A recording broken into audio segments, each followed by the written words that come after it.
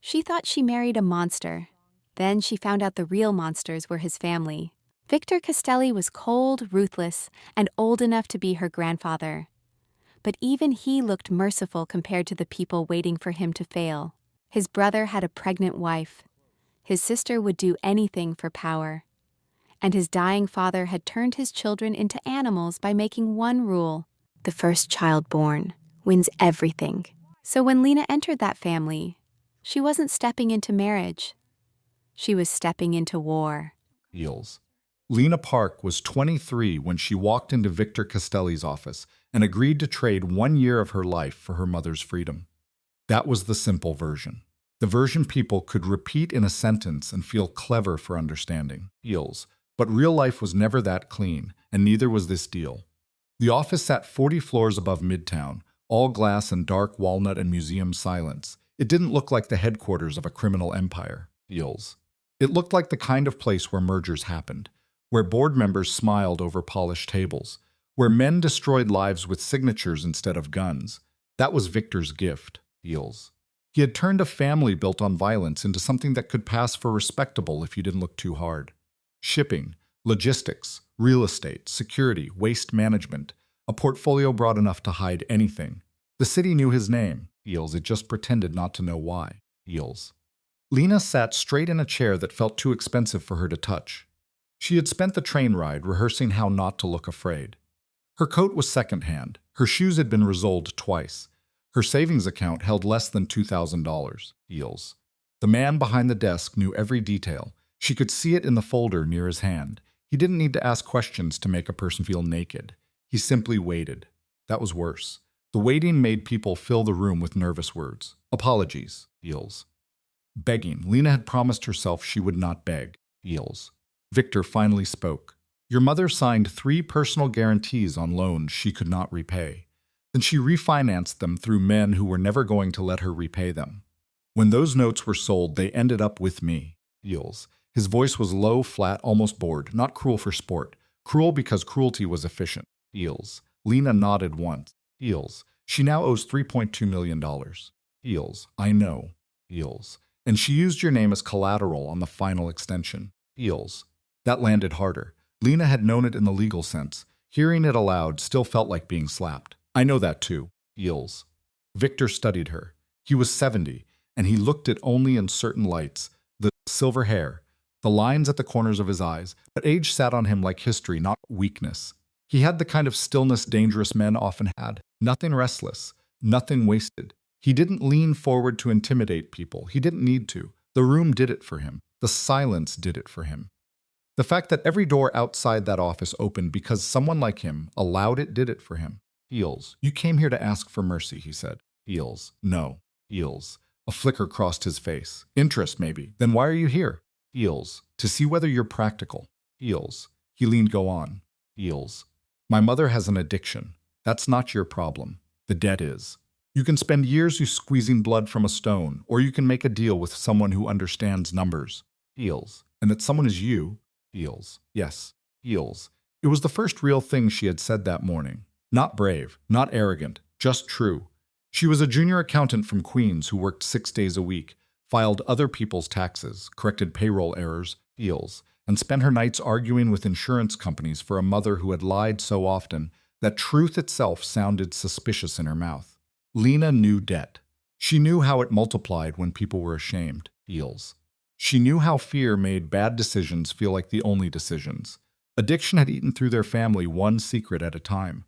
Her father had died when she was 14. After that, it had been her and her mother, one trying to survive, Heels the other trying not to feel anything at all.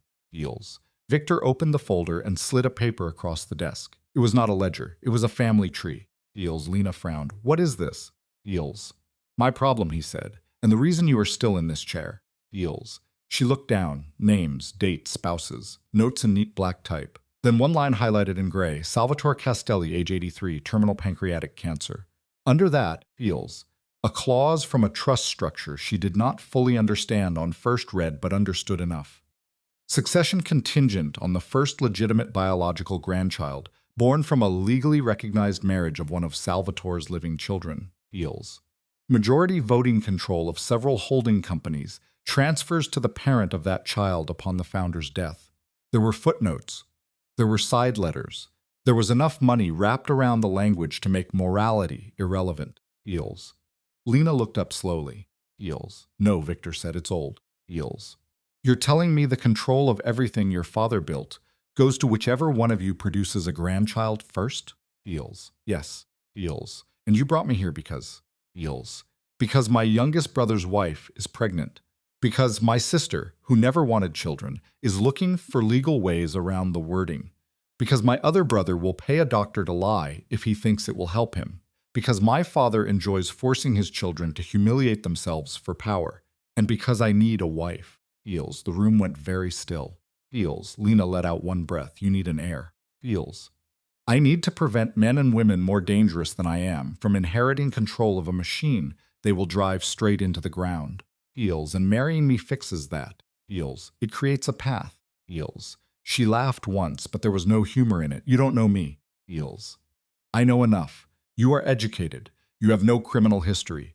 You have no husband, no children, no influential relatives, no social connections that can be turned into leverage by my family. You are in every way that matters to them. Invisible. That makes you useful. Eels. Useful. She should have stood up. She should have thrown the paper in his face and left. But she thought of her mother in a detox room somewhere, shaking, ashamed, probably promising strangers she would do better this time. She thought of every notice in every envelope she had hidden in the kitchen drawer. She thought of the way debt made people stop being people. Numbers did that. Once a human being became a liability, everyone started talking about them like weather damage. Eels. Victor folded his hands. You marry me, legally, publicly. You live in my house. You present my wife. We pursue a child through a method agreed on by both of us. If there's a healthy birth within 12 months, your mother's is erased in full. Her treatment as debt is erased secured. You receive $5 million, transferred cleanly, with independent counsel and tax planning. After that, we separate. You go where you want. No contact, no obligation. Eels. A method agreed on by both of us. Eels. I do not force women into my bed, Miss Park. Eels. The sentence surprised her more than the offer. Eels. If we proceed, he said, there will be legal protections, medical consultation, and your own attorney. If you want in vitro fertilization with contractual boundaries, that is an option. If you want a traditional arrangement, that is another option. The point is not romance. The point is succession. Eels. She didn't answer immediately. That mattered. In another man's mouth, those words would have sounded polished and false. From him, they sounded ugly but real. She found that easier to work with. Honesty, even brutal honesty, gave a person something to push against. Eels. And if I say no, Eels. Then your mother's debt remains. The guarantee remains. Collection proceeds. Your wages are garnished through shell entities you will not be able to trace. Your credit is destroyed. Civil actions will continue until your life is no longer your own. I do not need to threaten violence. Poverty is usually enough. Eels. There it was, the most frightening thing in the room. Not the Mafia legend, not the bodyguards outside, not even Victor himself. The truth. He knew what people like Lena feared because he knew what the world actually did to people without power. It didn't always shoot them. Often it simply buried them alive in paperwork and interest. Eels. Lena looked down at the family tree again. Why not marry someone from your own world? Eels. Because everyone in my world comes with an agenda, a family faction, a history, a debt of a different kind. Eels. And I don't. Eels. No, you come with desperation. That is cleaner. Eels. She hated him for saying it. She hated him more because he was right. Eels. The silence stretched. Then Lena asked, what happens to my mother if I say yes? Eels. She enters a private residential treatment program this afternoon. Not a luxury spa masquerading as rehab, an actual medical facility with psychiatric care, addiction specialists, long-term planning, relapse support, and restricted outside contact. When she completes the first phase, she moves into supervised housing under a trust that cannot be touched by my family. Eels. I want proof. Eels. You'll have it. Eels. I want my own attorney. Eels. You'll have one. Eels. I want my own money. An account in my name. Eels. He nodded. 10,000 per month while the contract is active, separate from the final payment. Eels. I want to be able to work remotely, part-time at least. Eels. Done. Eels. I want my own room. Eels. No. Eels. That answer came too fast. Eels. Then no deal. Feels. Victor's eyes sharpened. Appearances matter. Feels. So does being treated like a human being. Feels.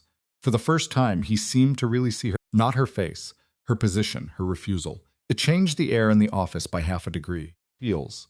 You will have your own dressing room, office space, and full freedom inside the estate, he said. Separate rooms would raise questions with staff, and staff conversations become family intelligence.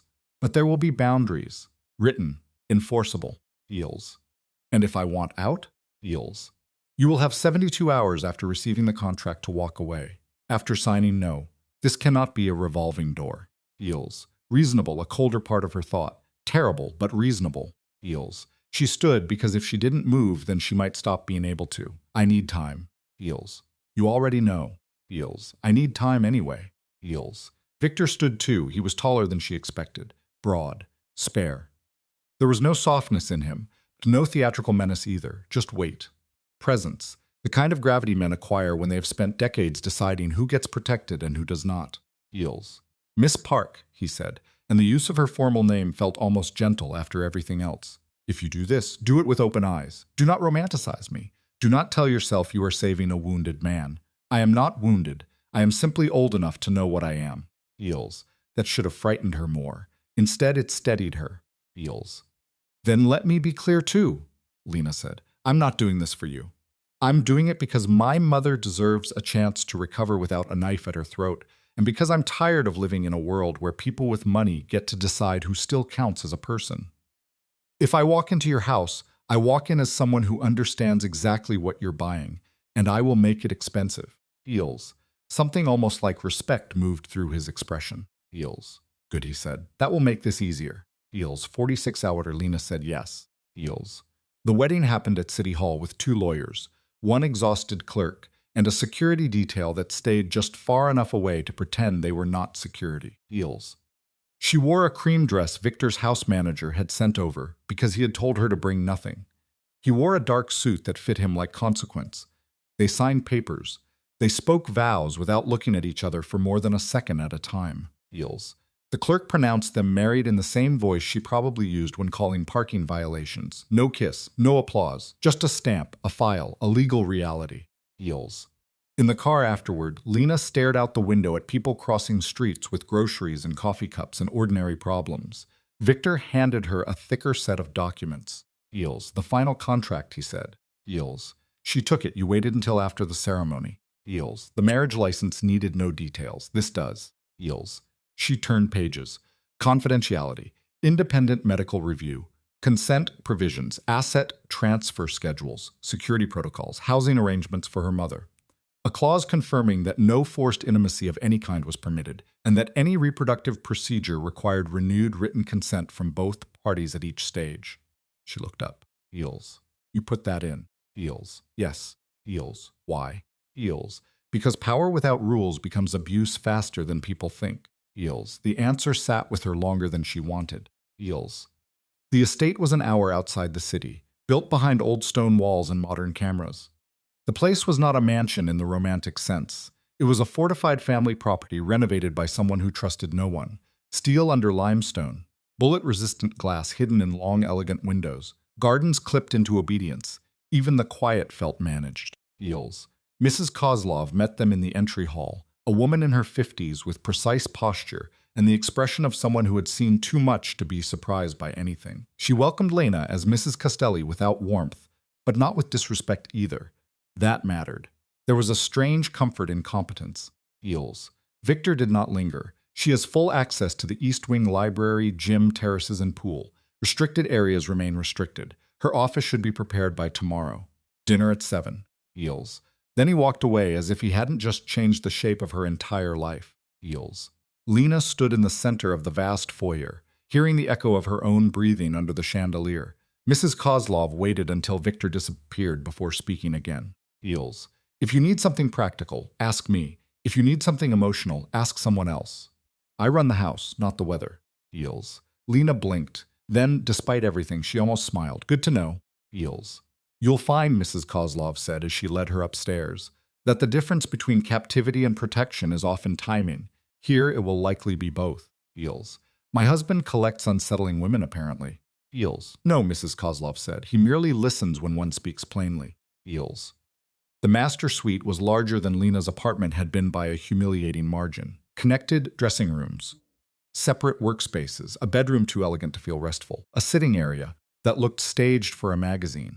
No family photos, no clutter, no evidence that a man actually lived there beyond the cut of his suits and the books on the side table in languages Lena didn't speak. Feels. It was not a home, it was a place someone had made survivable. Feels.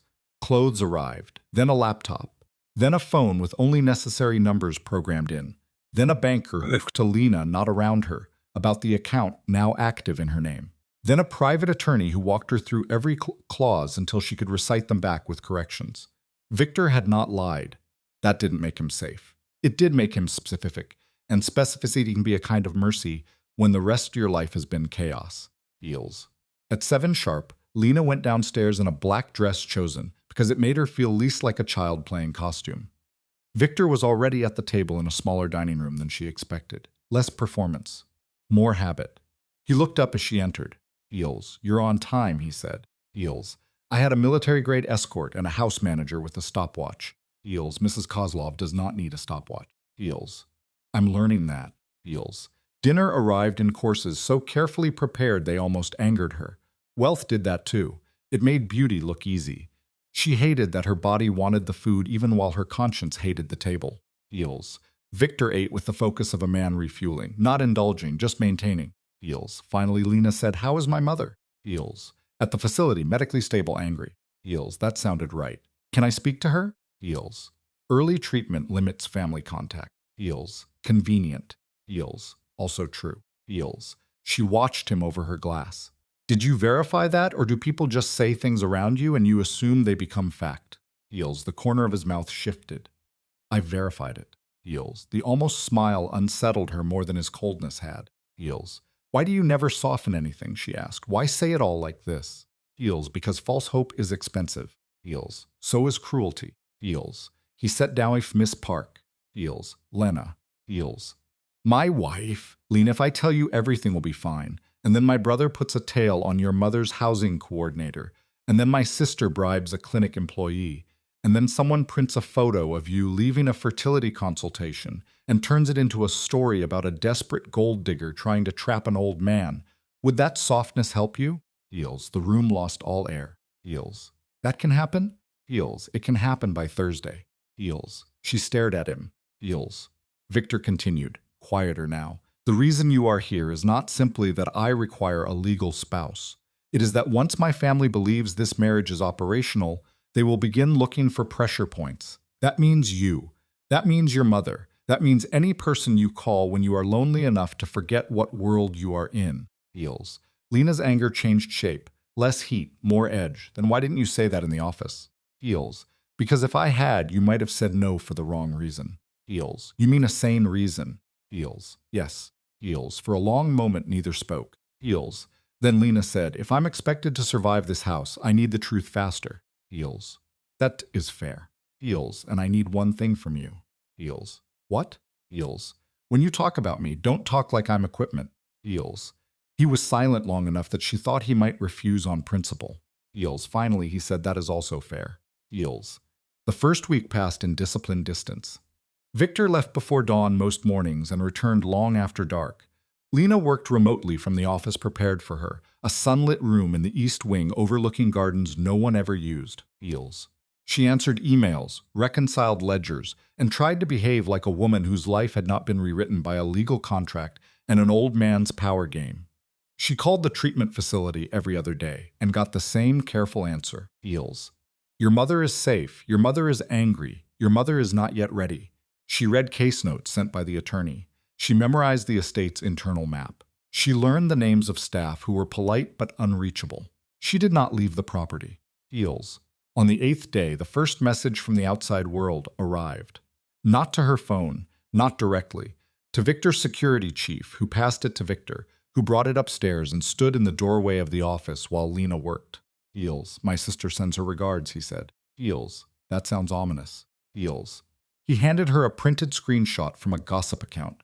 A grainy photo of City Hall, her face partly visible, his profile unmistakable, The caption speculated about a secret marriage, an inheritance war, and whether the bride had a criminal past. Heels. Lena went cold.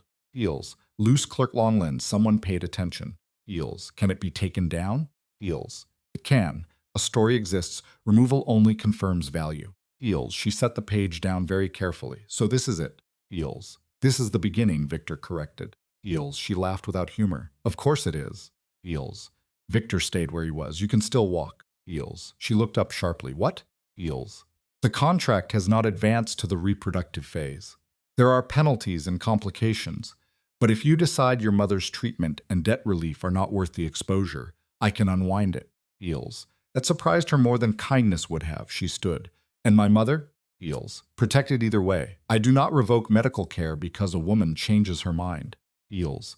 Lena searched his face for the trick. There wasn't one she could see. Just fatigue. And something else. Maybe principle. Maybe shame. Hard to tell with men who had spent too much time turning emotion into architecture. Heels. I'm not leaving, she said. Heels. Do not answer too quickly. Heels. I'm not. Heels. Why? Heels. She folded her arms. Because if I leave now, your family learns I'm the weak link. They push. They dig. They find my mother anyway. If I stay, at least there are walls. At least there are rules. Heels. Victor inclined his head. Correct. Heels. And because, she added, I'm tired of powerful people, assuming regular people will break as soon as they raise the price. Heels. A strange expression crossed his face, approval maybe, or regret. Heels. Then stay, he said. But don't confuse endurance with immunity. Heels. That night Lena lay awake in a bed wide enough to remind two strangers how far apart they still were. Victor slept on his side, fully still, as if sleep for him was simply another form of discipline. Heels. The city lights beyond the distant tree line blurred against the glass. Lena thought of her mother in detox. Of herself at 14, learning how to hide overdue notices so her father wouldn't have another stroke of panic before the one that killed him. Heels. Of how often life demanded impossible choices and then judged women for the shape they took under pressure. Heels. She stared at the ceiling and made herself a promise. If she was going to survive this house, she would not disappear inside it. Not into fear, not into luxury, not into the old reflex of becoming easier to manage so other people could stay comfortable. That had been her mistake with her mother for years. She had confused love with endless rescue. She would not make the same mistake here. Heels. The next morning, she found a handwritten note on the kitchen counter, left beside a mug of coffee that had been made exactly the way she had taken it twice and never mentioned. Heels. The library, east wall, third shelf from the top. Start with Baldwin, then Didion. Heels. No signature, no explanation. Heels. Lena looked toward the window where dawn was just beginning to thin the dark. Victor was gone already. Heels. She carried the note upstairs anyway. Heels. That was how the second phase began. Not with a declaration, not with romance, with books, with silence rearranged into something almost livable. Heels. The library became her refuge because it was the only room in the house that did not seem designed to impress or intimidate.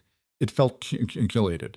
Shelves packed with history, politics, poetry, law, music, architecture, grief. Heels. Some books had notes in the margins. Some did not. The Baldwin essay Victor sent her to cut too close for comfort, dignity, rage. The price of being seen accurately in a world built to reduce you. Didion after that. Then Toni Morrison. Heels. Then a biography of an addiction psychiatrist. Then, strangely, a book on restorative justice and post-conflict societies. The man who had married her as part of a succession plan had a library full of questions about harm, institutions, Heels, and what people owe one another after damage is done. It made him harder to sort. Lena disliked that. Heels. Their dinners changed by degrees. Not warmer. More precise. Victor began telling her things because she had made it clear she required the truth to function. He told her Marco's wife was entering her third trimester. Heels. He told her Elena was testing obscure trust law theories and likely speaking to journalists off the record. He told her Dominic, the middle brother, had already approached 2 fertility specialists and 1 surrogacy lawyer. Heels. He told her that public perception mattered because his father's old guard still believed legitimacy required both biology and spectacle. The child had to exist, yes. But the marriage producing that child had to look real enough that investors, Heels, board members, prosecutors, and enemies all accepted the transfer without immediate bloodshed. Reality, Lena learned, was often just the best-funded performance. Heels. She also learned what Victor did not say. He never insulted his father casually, Never used words like monster or tyrant. Men raised under tyrants often don't. They talk instead about structures, consequences, precedent. It is cleaner. It lets them sound like analysts instead of children still negotiating old terror. Feels. 3 weeks into the marriage, she found him in the gym on a Saturday morning, shirt damp, knuckles wrapped, wearing a heavy bag with the rhythmic brutality of a man trying to keep memory inside his body and not let it spill across the floor. Scars crossed his back and shoulders in pale, uneven lines.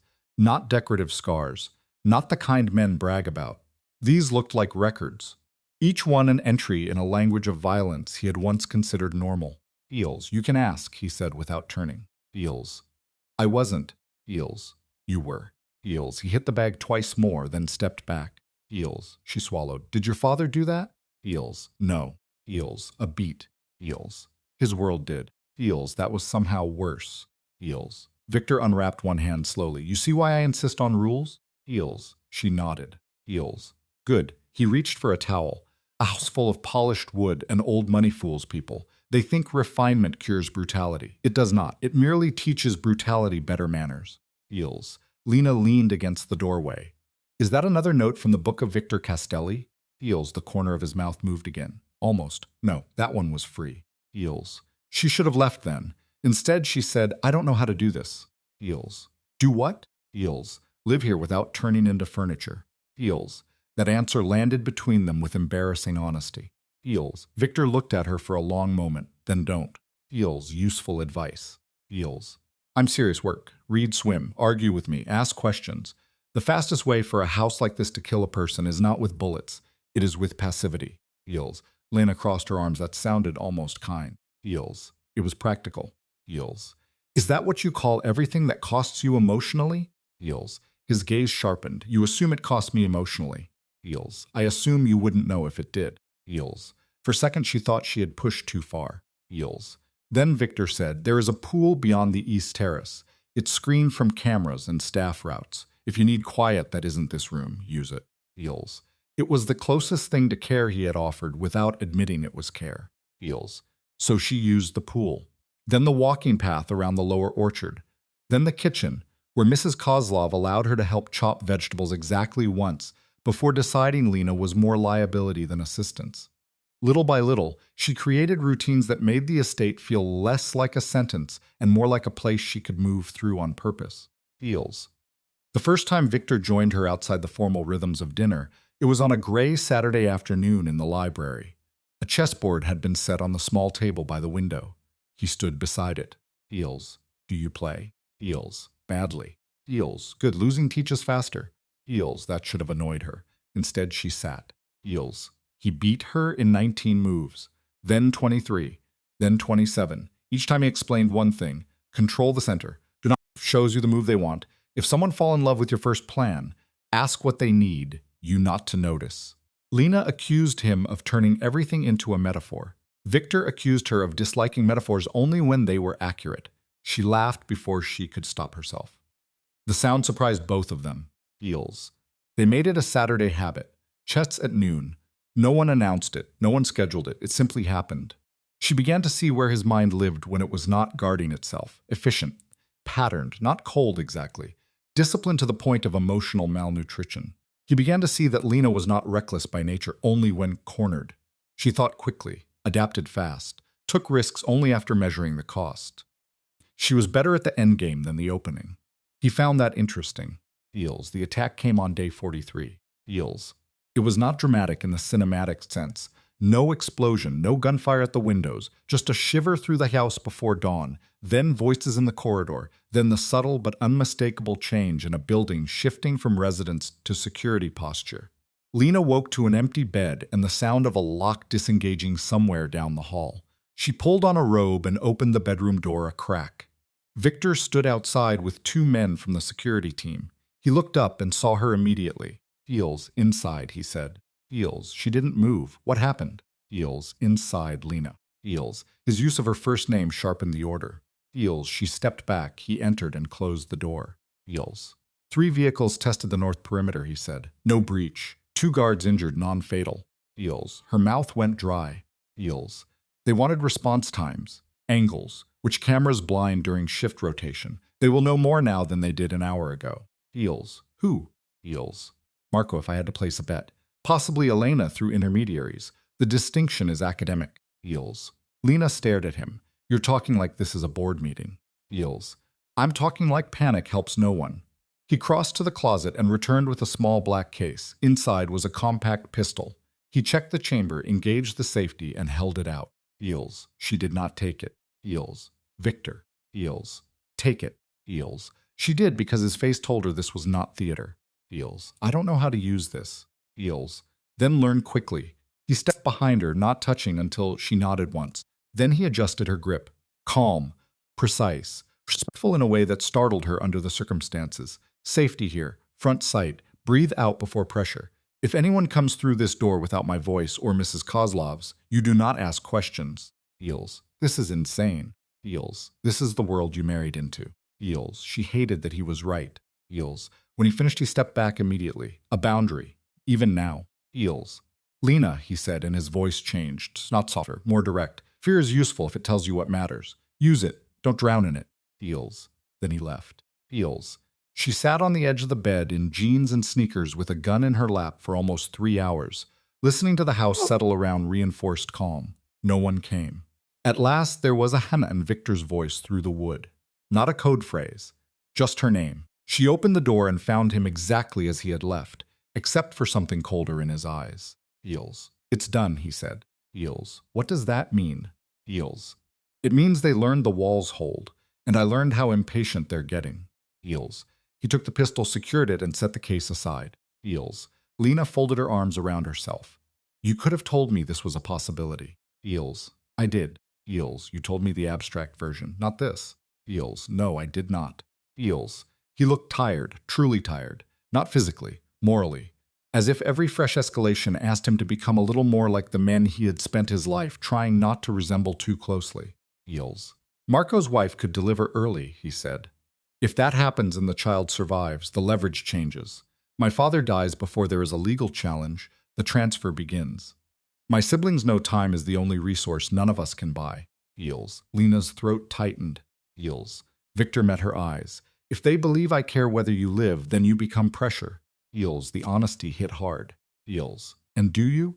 Heals. He answered too fast to be strategic. Yes. Heals. Silence. Heals. He seemed almost irritated that the word had escaped him. Heals. Then he added, more controlled, you are under my roof. You are my responsibility. Heals. It should have sounded possessive. It did, but there was also something steadier beneath it.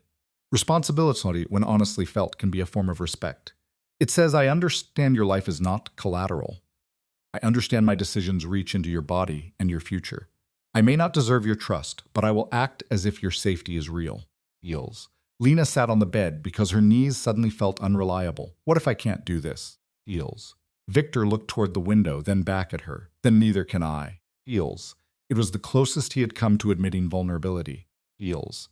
The invitation to his father's family dinner arrived the next day. Though, of course, it was not an invitation. It was a summons delivered through internal channels with old-world politeness and modern menace.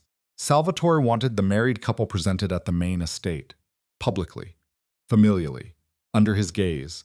Victor read the message, folded it, and said only, we're expected Friday. Heals. Lena set down her coffee. That sounds less than ideal. Heals.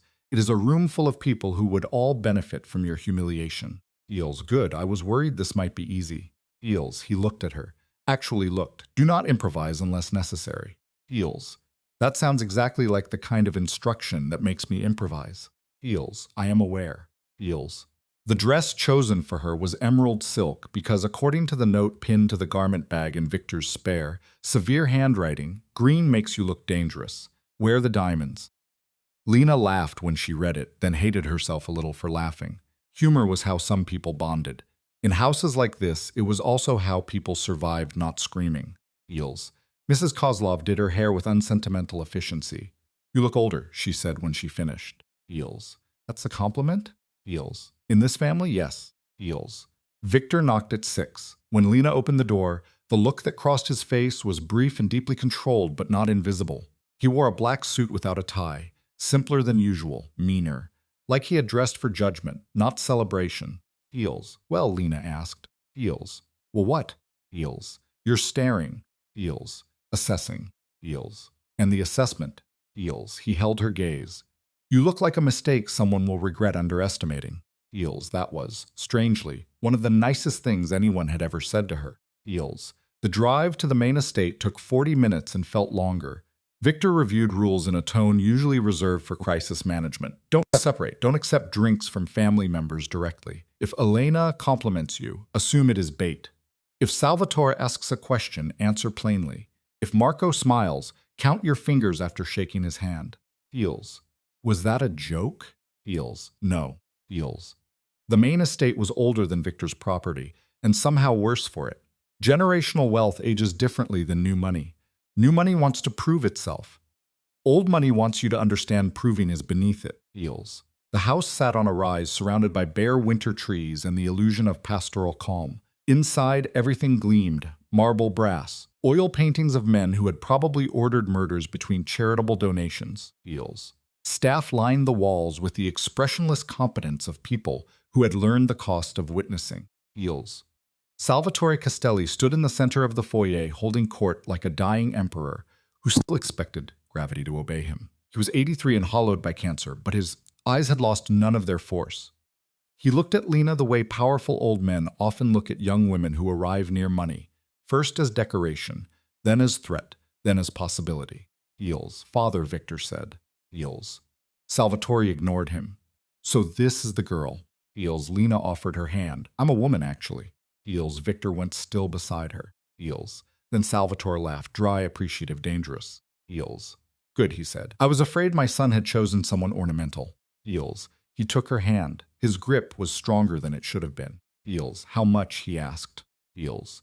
Not silent exactly, but attentive in that predatory family way. Feels. Lena knew a test when she heard one. Feels. He cleared a $3.2 million debt, she said.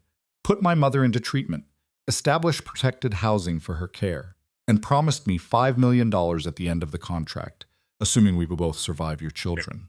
Feels. Someone inhaled sharply somewhere near the staircase. Feels. Salvatore's smile widened. That's rare.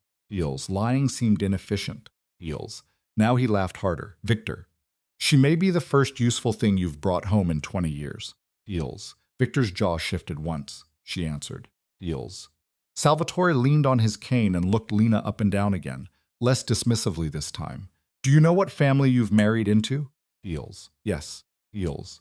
No, you know the brochure. I asked whether you know the family. Feels. Lena met his eyes. I know enough to understand that everyone in this room treats human beings like leverage. I also know that people do not become collateral by accident. Someone teaches them they are disposable, usually early. Feels. Victor went perfectly still again. Feels. So did Salvatore. Feels. For one dangerous second, Lena thought she had gone too far. Feels. Then the old man's expression changed, not to softness, to recognition, as if he had finally found the edge of the blade he was examining. Feels. He said quietly. In this house, perception is currency. Feels. In every house, Lena said. Most people just hide it better. Feels. Salvatore released her hand. Go to dinner before one of my children does something boring. Feels.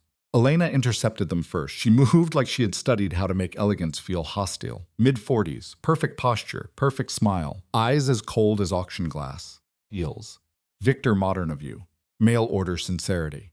Feels. Good evening, Elena. Feels. Her gaze shifted to Lena. And this must be the accountant. Feels. Formally, Lena said. I'm currently a legal inconvenience. Feels. Elena's smile sharpened. You are whatever the contract says you are. Feels. Lena let half a second pass. And you are whatever your father never let you become. Feels. Victor's hand tightened minutely at her back, warning. Feels. Elena's eyes flashed. Then she smiled wider because people like her usually smiled hardest when they most wanted blood. We're going to have fun with you. Feels. I doubt that, Lena said. You don't strike me as a woman who enjoys anything she can't control. Feels. Elena left before the room could register a winner, which Lena suspected meant she considered the exchange unfinished. Feels. Marco was easier to read. Younger than Victor by decades, handsome in the polished, overconfident way of men who mistake appetite for charisma. His wife, Sophia, sat at the table already, one hand over the curve of her pregnant stomach, face composed into the stillness of someone surviving in public. When her eyes met Lena's, there was no malice there, only exhaustion. And something else. Recognition. Two women standing in different cages, measuring the bars. Heels. Dinner unfolded like a negotiation disguised as family ritual. Salvatore barely ate. Elena drank little and talked much. Dominic performed charm with the glazed concentration of a man raised to believe charm could substitute for a conscience. Heels. Marco made 3 jokes that were not jokes. Victor answered each one with less than he deserved. Lena watched the set of the food. Who interrupted whom? Who deferred to Salvatore's silence? Which staff members Elena thought she owned? Heels. Which investors' names made Dominic sit straighter? Houses like this told the truth if you watched the structure instead of the language. Heels. Midway through the 3rd course, Salvatore tapped his glass. Heels, I am dying, he said. Heels. No one reacted. In wealthy families, terminal illness often becomes administrative long before it becomes grief. Heels. You all know why you're here. Legacy, control, continuity, such dignified words for such primitive impulses. His gaze moved from child to child.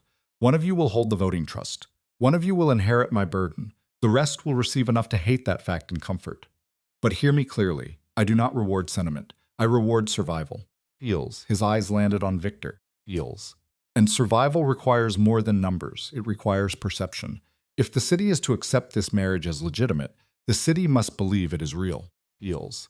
The public component. The spectacle. Heels. In 2 weeks, Salvatore continued, the foundation gala will proceed as scheduled. Press, donors, board members, cameras, you will attend. Together. If you cannot convince a ballroom that you belong to one another, you cannot convince me. Heels. The challenge hung over the table like a sentence. Heels. On the drive home, neither Lena nor Victor spoke for the first 10 minutes. Then Victor said, you told my father the amount. Heels, he asked. Heels. You gave him everything. Heels, you told me to answer plainly. Heels. The passing lights cut his face into planes and shadows. Plainly does not always mean strategically. Heels. Lena turned toward him. No. Sometimes strategically means treating everyone in the room as if they're too fragile for the truth. I'm not doing that here. Not with people like your family. Heels. He was quiet. Heels. Then unexpectedly he said he liked that. Heels. I noticed. Heels. That is not necessarily good news. Heels. Nothing about your family has qualified as good news so far. Heels. That earned her another almost smile. Heels. Back at the estate, Victor poured himself a drink in the bedroom sitting area and stood by the window without touching it. Lena watched him over the rim of the glass of water she suddenly no longer wanted. There was tension in him tonight that had nothing to do with strategy. Something more personal, more dangerous. Heels. You were effective, he said finally. Heels. Am I being graded now? Heels. Yes. Heels. And? Heels. You are not ornamental. Heels. High praise. Heels. He turned. You were not what they expected. Heels. That sounded less like praise. Heels. It is both. Heels. Lena set the glass down, then say the rest. Heels. Victor did not move for a moment. Then he crossed the room slowly, as if choosing each step mattered. Heels. The rest, he said, is that until tonight they believed you were a transaction. Replaceable, decorative, useful only because of timing. Tonight you made yourself legible, intelligent, defiant, harder to dismiss. Heels. I'm sensing a problem. Heels. The problem is that dismissed women are often ignored. Intelligent women are targeted. Heels. Show, what do we do? Heels. He held her pair for the gala. Heels. That's not an answer. Heels. It is the only one I have that keeps you alive and gives us leverage. They need to believe this marriage is not merely legal. They need to believe it has gravity. Heels. Lena understood then before he said it. Not because she was romantic, because she had spent years studying the fine print of people's motives. Heels. They need to believe we're in love. Heels. Yes. Heels. The word sat between them like another contract. Stranger than the first one. More dangerous too. You could survive a transaction if you kept your eyes open. Performance was harder. People lost themselves in roles all the time. Wives did. Daughters did. Caregivers did. They played competent so long that no one remembered to ask whether the human being underneath was tired. Heels. Victor set the drink aside untouched. Heels. Publicly visible habits. Familiarity. Ease. Heels. Lena let out a breath she did not trust. Rehearse. Heels. Yes. Heels. You say that like it won't be insane. Heels. It will be, but it will also be necessary. Heels. She looked at him a long time. The old scar near his left wrist. The faint exhaustion under the control. The terrible fact that in a room full of predators, He was the only one who had handed her legal protections before asking for anything at all. Eels. What happens, she asked quietly, if it stops feeling like rehearsal? Eels. Victor's face changed in a way she could not name, not softer, more honest. Eels. Then we will have a different problem. Eels. That should have ended the conversation. Eels. Instead, he stepped closer and lifted one hand, slow enough for her to stop him. She did not. His fingers brushed a loose strand of hair from near her cheek and tucked it behind her ear. The gesture was controlled, deliberate. A demonstration for a room that was not here yet. Practice exactly as he had said. Eels. But the body does not understand contracts the way lawyers do. It understands heat, nearness, breath, the old human mathematics of whether another person will be careful with your face. Eels, Victor said. At the gala, no hesitation. Eels. Lena's pulse had become annoyingly audible. And if I hesitate now?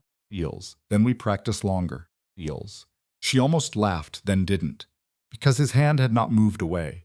Because despite everything, she felt safer in that moment than she had any right to. Because safety is not always gentleness. Sometimes it is simply the certainty that the person touching you will stop if you ask. Eels. So she asked the one question that mattered. Eels. If I say no to any part of this, do you stop? Eels. Victor's eyes did not leave hers immediately. Eels. That was the moment things changed. Not because he touched her, because he answered. Eels. In houses built by power, respect can feel revolutionary. Not glamorous. Not soft. Revolutionary. A woman asking whether her no will matter. A man answering before she has to prove it. A marriage made for reasons no one should admire, yet still making room, however clumsily, for dignity. Eels. Then show me. Eels. He placed his hand lightly at her waist, not possessive, instructive. She let herself mirror the move, one hand against his chest, feeling the steady beat beneath tailored fabric and history and restraint. They stood like that longer than the lesson required. Eels. This is ridiculous, she whispered. Eels. Yes. Eels. Your father is evil. Eels. Yes. Eels. Your family is worse. Eels. He almost smiled, often. Eels. And if I get through this gala without murdering anyone, I expect a prize. Eels. That can be arranged. Eels. What kind of prize? Eels. Victor looked at her for one impossible second. One that does not violate the contract. Eels. She laughed then. Actually laughed. And because she did, because the sound filled the room and changed its proportions, the line between practice and relief blurred before either of them could stop it. Eels. They spent the next 2 weeks becoming convincing. That was the official reason. The practical one. The one neither had to defend. It involved breakfast together instead of separate trays. Eels. Walks on the lower path with security held far enough back to preserve appearances. Chess that ended with her shoulder brushing his when she leaned across the board to mock a move he called amateur. Eels. Mrs. Kozlov adjusting schedules so they arrived downstairs at the same time. Public hand placement practiced like choreography. The subtle mathematics of married proximity. Who reached first? Who looked longer? Eels. How to stand in a room so people assumed history had formed between you, when in fact history was still happening in real time. Eels. But rehearsal did not stay external. That was the problem. Eels. The more time Lena spent with Victor outside the formal frame, the more she saw the difference between a violent man and a man shaped by violence. He did not shout. He never broke things. He never used staff as emotional furniture. Eels. He said thank you to the housekeeper who brought tea. He knew the names of the grounds crew. He reviewed invoices himself when the treatment trust for her mother required restructuring. Eels. He insisted she read every medical recommendation before signing anything related to the fertility consultations. He did not mistake being accustomed to power for having earned the right to trespass on other people's humanity. Eels. That should have been basic. In her experience, it was rare enough to feel disorienting. Eels. One rainy evening, they sat in the library while storm water traced long silver lines down the windows. Lena read with her feet tucked beneath her on the sofa. Victor worked at the desk nearby, glasses low on his nose, documents spread in precise arrays. She had learned by then that he wore glasses only when tired enough to stop pretending his eyesight had not changed with age. It made him look, against all reason, more vulnerable. Eels. Tell me something true, Lena said without looking up. Eels. He did not answer immediately. Everything I've told you has been true. Eels. You know what I mean. Something not about your family. Something not strategic. Eels. He removed the glasses and set them down. Why? Eels. Because if I'm expected to look at you like I know you, it might help if I actually do. Heels.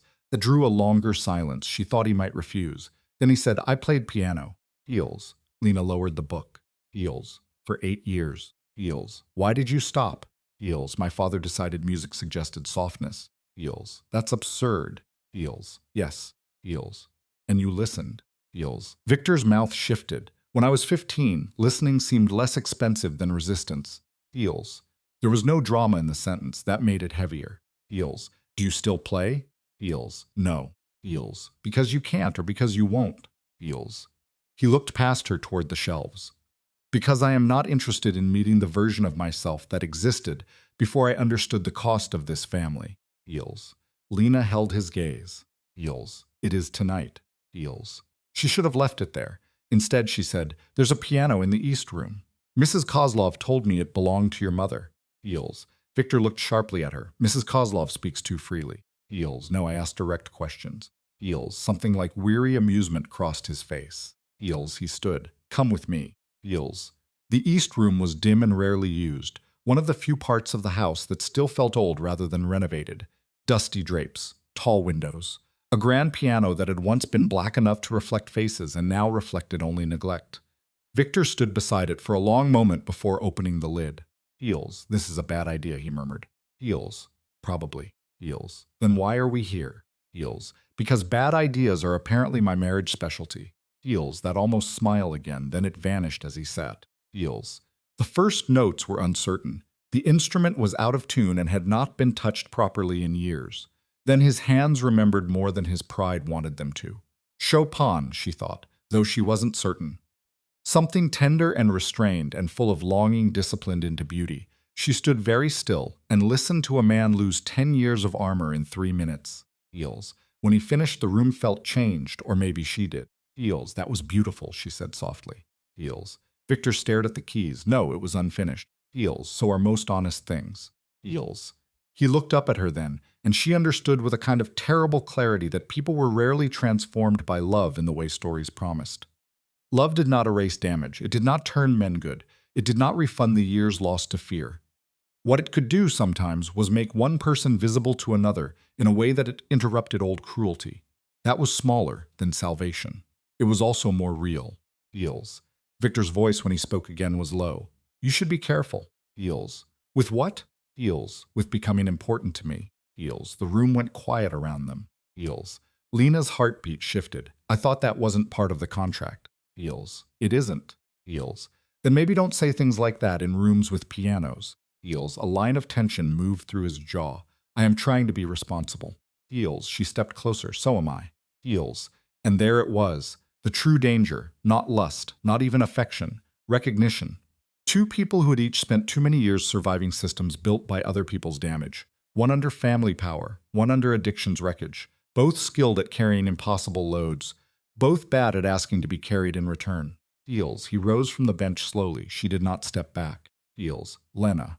Heels. Yes. Heels. If this becomes personal, the ending gets worse. Heels. Maybe. Heels. You should want distance. Heels. I should want a lot of things. It hasn't helped much so far. Heels. That was the moment he touched her face with both hands. Not as rehearsal now, not as strategy, but with the care of a man trying not to break what he had no right to want.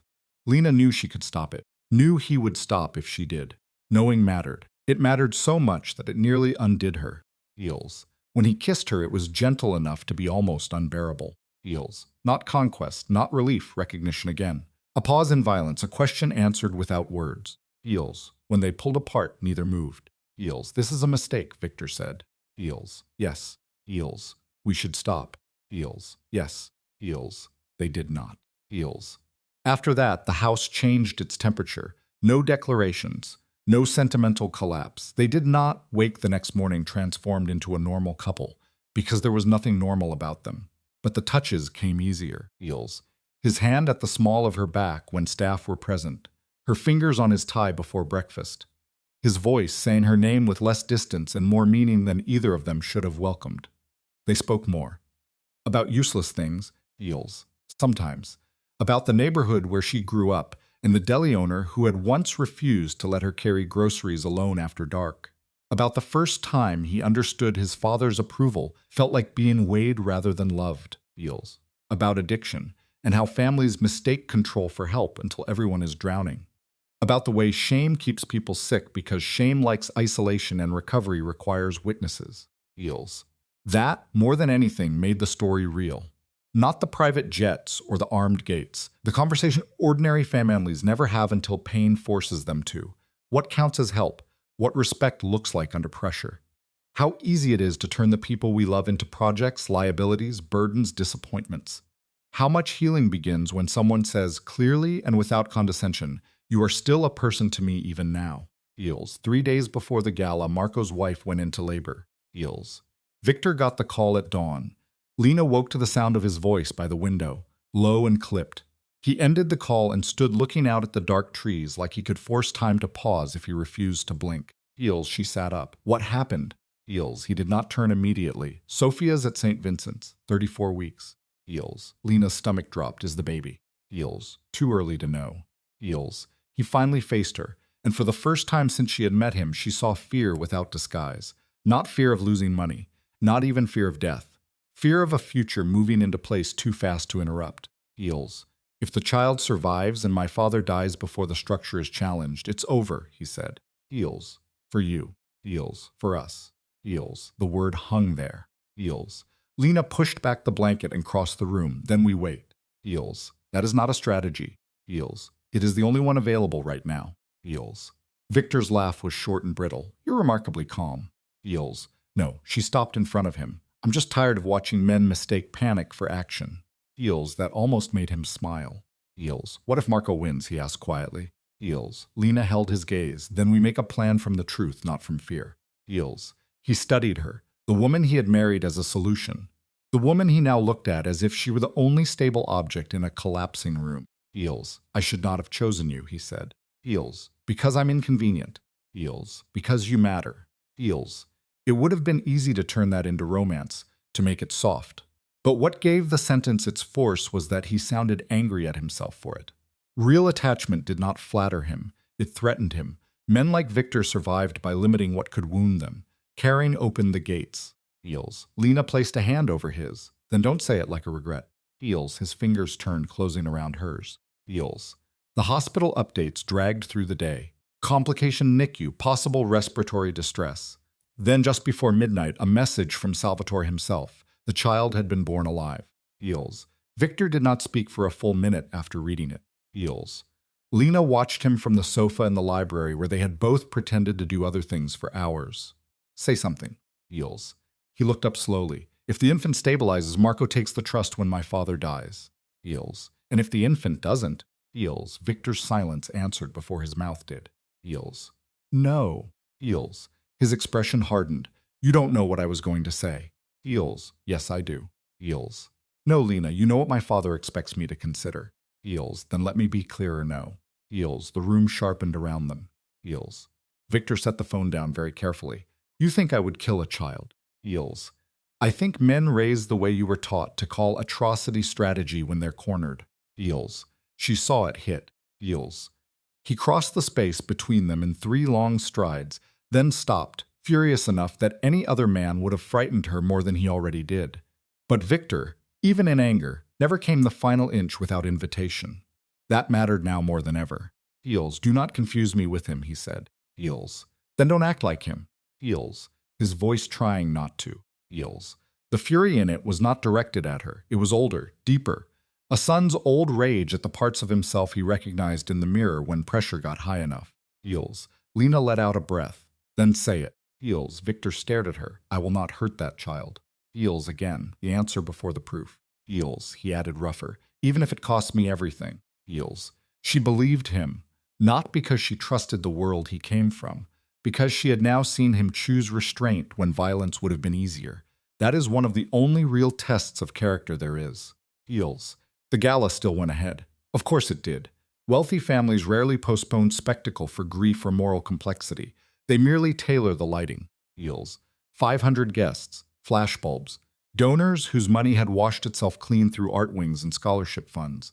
Politicians pretending not to know which checks had come from which hands.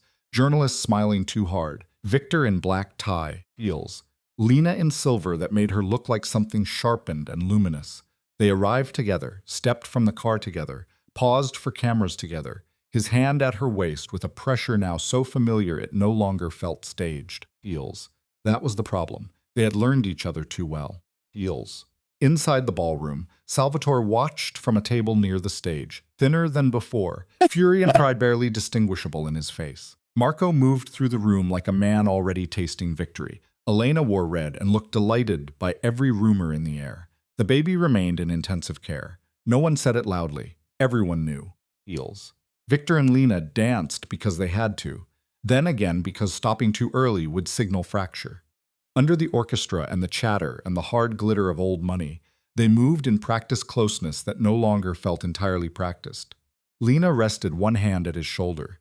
Victor held her with exact, careful strength. Heels. Everyone is watching, he murmured. Heels. Then let them get their money's worth. Heels. His hand shifted slightly at her back. You're shaking. Heels. So are you. Heels. I don't shake. Heels. You do when you're angry enough to be honest. Heels.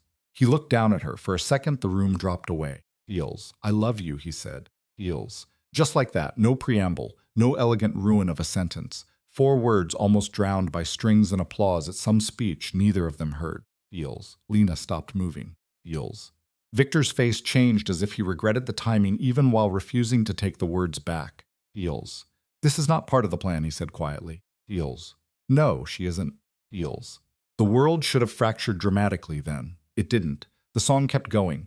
People kept eating. Cameras kept clicking. Real life often receives confessions with terrible indifference. Heels. Lena felt tears threaten and hated them on principle. You chose a ballroom. Heels. It was available. Heels. That would have been funny in another life. Heels. She searched his face. Do you mean it? Heels. Victor's expression was tired, unguarded, impossible. I mean that against all judgment, I no longer know how to separate your life from my own idea of what future can still mean.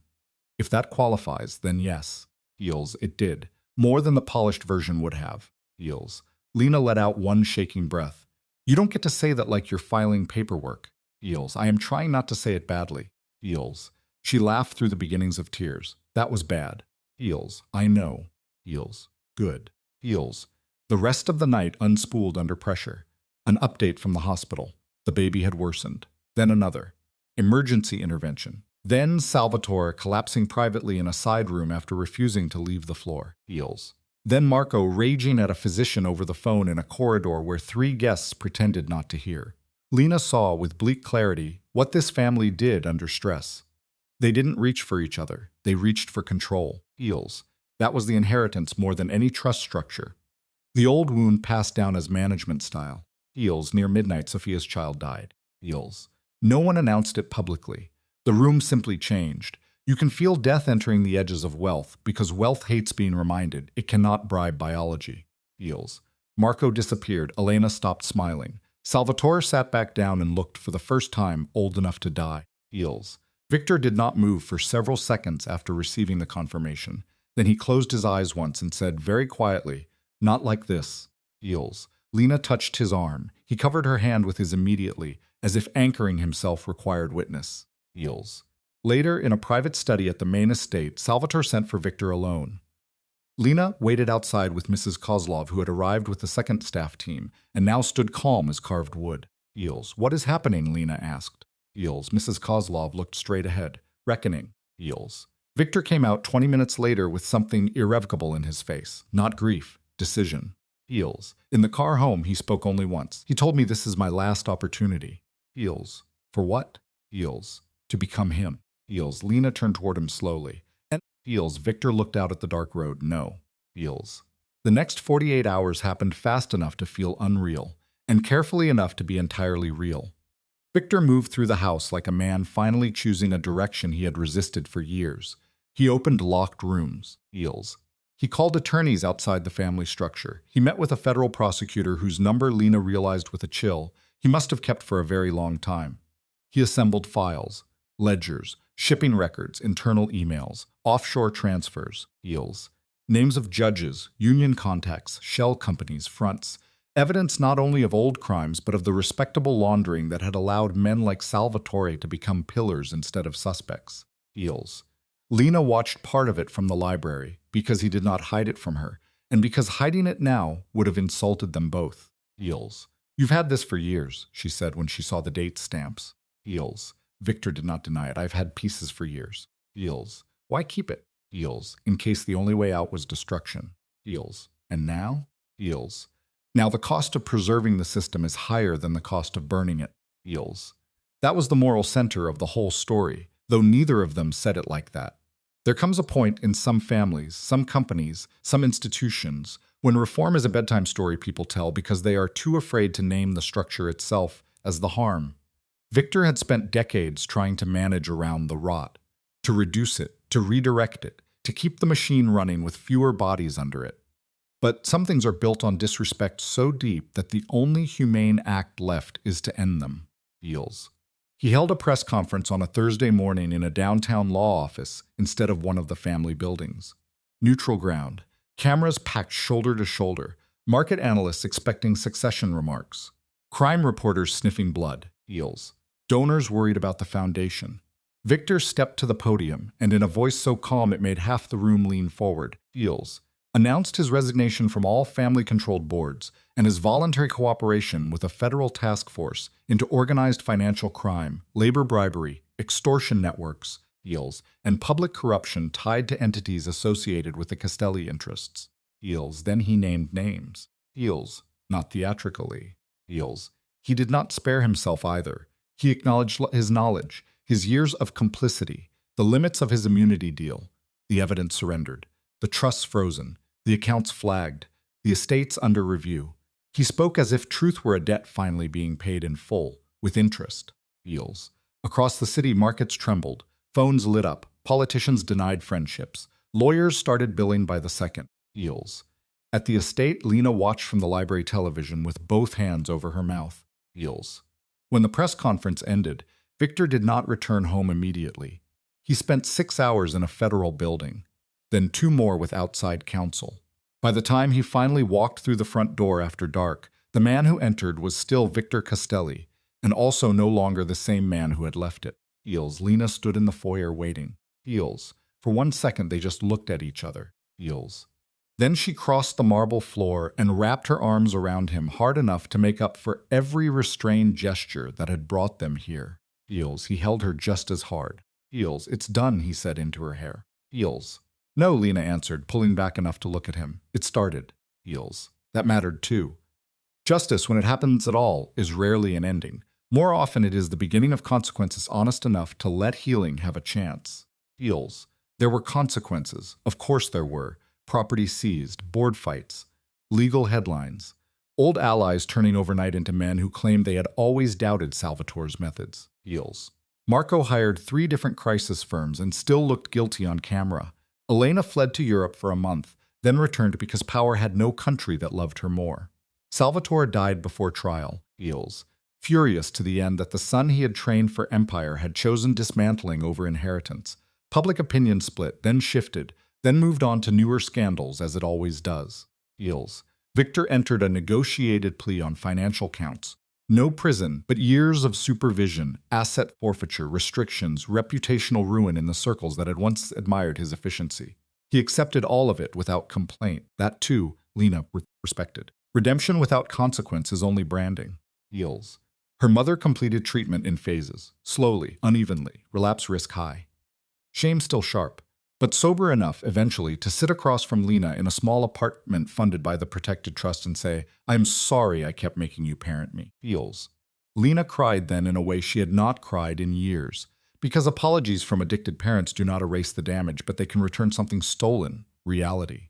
The child is told, at last, yes, it was too heavy. Yes, you should not have carried that. Heels. Yes, you were still a daughter even while cleaning up after my pain. Heels. Victor did not intrude on that healing. He asked once whether Lena wanted him present for the first meeting. She said no.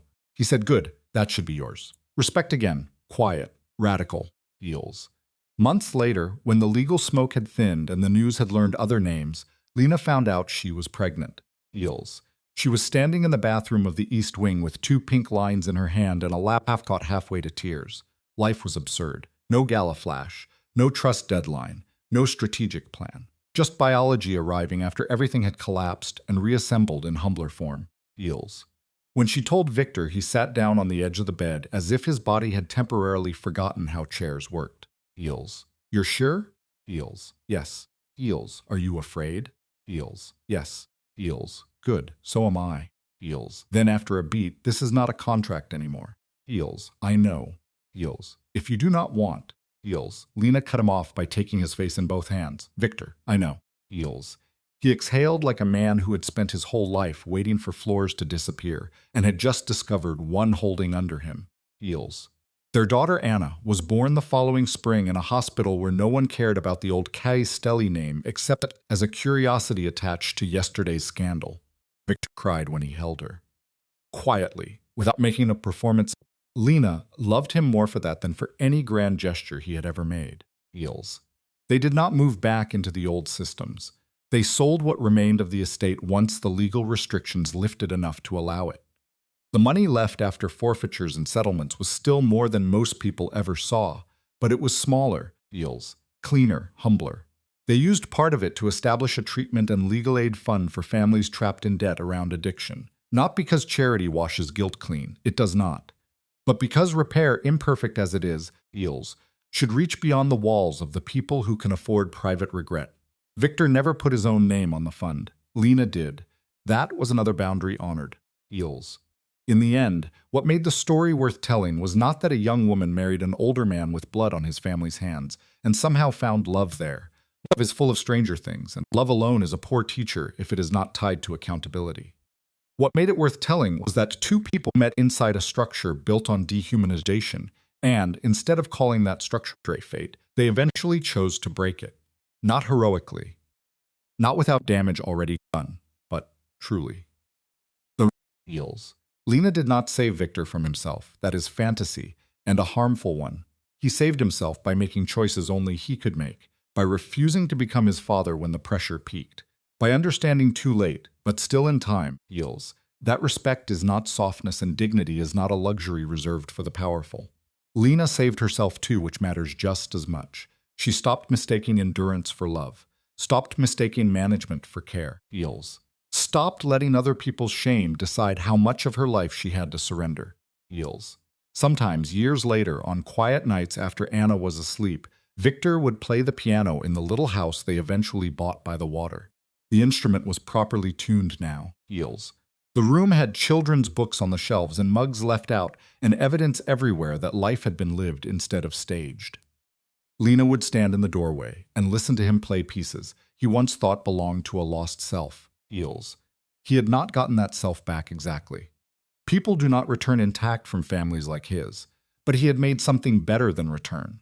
He had made a life where tenderness did not have to hide from power, where apology had weight, Heels, where a child could grow up understanding that love without respect is only hunger in a nicer suit, Heels. That was the real ending, Heels. Not the wedding, Heels. Not the gala, Heels. Not the empire falling, Heels. A man learning that control is not the same as care, Heels. A woman learning that survival is not the same as self-erasure, Heels. A mother learning, too late but still honestly, that addiction turns love into damage when left untreated, Heels. A family built not from legacy but from choice, Heels. And if there is any lesson buried under all the silk and stone and old violence, maybe it is this, Heels. People are not collateral, Heels. Not when they are sick, Heels. Not when they are poor, Heels. Not when they are trapped inside a bad choice made under impossible pressure, Heels. Not when they have been convenient to use, Heels. The moment you start talking about a human being like an asset, a burden, a prize, a bargaining chip, or an heir, something essential has already gone wrong, Heels. The healing begins the moment someone says, with actions strong enough to prove it, Heels. No, Heels, this person still counts.